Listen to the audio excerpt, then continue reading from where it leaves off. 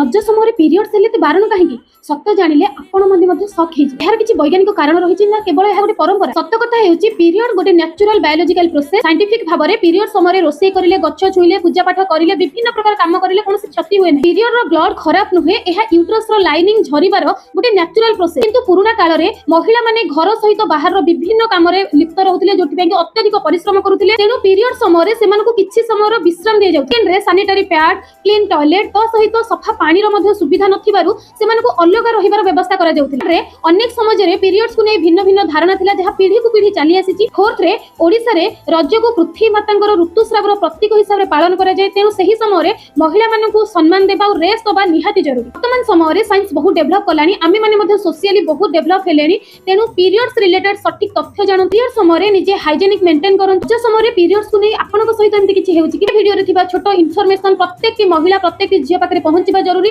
तेनु आपण निजे वीडियो को देखंतु अन्य मानक सहित निश्चित शेयर करंतु।